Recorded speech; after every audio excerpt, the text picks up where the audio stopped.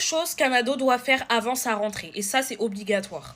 Mais déjà, avant de commencer, je t'invite à t'abonner parce que sur ce compte, je te donne des conseils pour level up en tant qu'adolescent, que ce soit mentalement, psychologiquement ou que ce soit d'atteindre ses objectifs, mais surtout d'apprendre à s'aimer un maximum. Enregistrer cette vidéo parce que je pense qu'elle va t'être utile en fait. Tu vas têcher toutes les personnes qui t'influencent dans le mal. Je parle pas d'influencer dans le mal qui vont te pousser à boire, fumer, et si c'est le cas, va les tège. Mais surtout les personnes où quand t'es avec eux, déjà tu te sens pas toi-même, déjà t'as l'impression d'être forcé à être là parce que sinon t'as pas le choix, sinon t'es seul, ou quand t'es avec eux, tout ce que tu fais, soit c'est dérangeant, soit c'est pas assez bien. Évite les distractions. Concentre-toi sur l'école. Parce que je te dis la vérité, oui, on peut réussir sur l'école. Il y a des gens qui sont faits pour réussir sur l'école. Mais juste, garde la sécurité. Garde la sécurité. Concentre-toi un peu sur les écoles. Fais même le minimum pour les écoles. Mais au moins, sois sûr que tu as ton bac, que tu peux faire des petites études, que tu as des moyens comme ça plus tard. Tu peux au moins avoir un job à côté.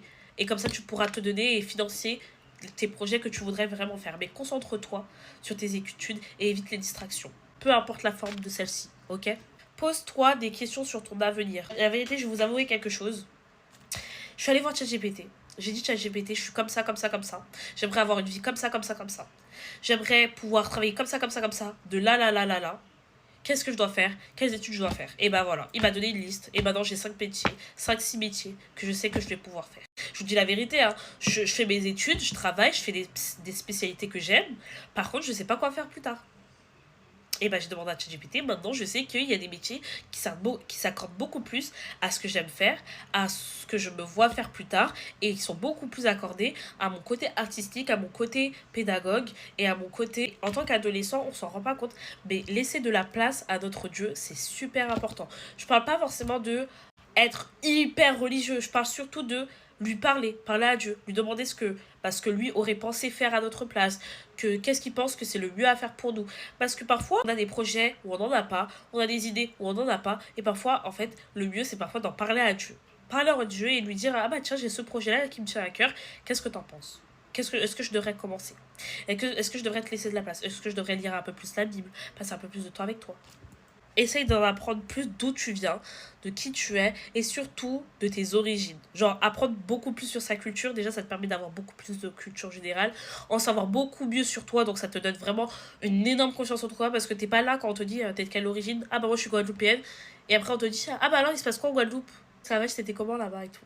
Et toi, tu sais pas les dates, tu sais pas d'où ça vient, tu t'es même pas au courant de ce qui se passe là-bas. Quand on te dit alors la vie chère en Guadeloupe, alors que toi t'es au courant de rien. Vraiment, essaye d'en apprendre beaucoup plus de ce qui se passe dans ton pays d'origine, en apprendre plus sur ta culture, les rites ancestrales, les traditions, et tu vas avoir beaucoup plus confiance en toi, sur qui tu es, et défendre beaucoup plus tes valeurs et tes principes. Non, mais t'es qu'un ado, profite de tes années de jeunesse, c'est les meilleures années. Sans blague. Et franchement, je te dis la vérité, ce conseil ne le suit pas. Parce que la vérité, c'est totalement faux. Je pense que l'adolescence, c'est la période la plus compliquée que quelqu'un peut passer dans sa vie. Parce que t'es dans une période où tu sais pas.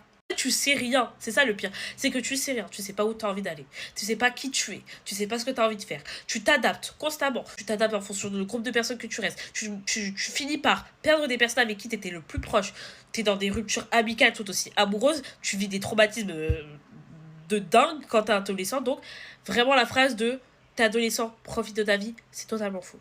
Arrête de t'auto-culpabiliser. Les gens qui veulent vous auto-culpabiliser parce que vous vous sentez mal et vous disent que oh mais t'es qu'un adolescent, tu te cherches déjà des problèmes. T'inquiète pas que l'adolescence, c'est les années les plus compliquées, mais c'est aussi les années les plus belles de ta vie. Et franchement, c'est la vérité. Mais c'est aussi les années où en fait t'es totalement perdu. Et c'est vrai. Voilà, bisous bisous.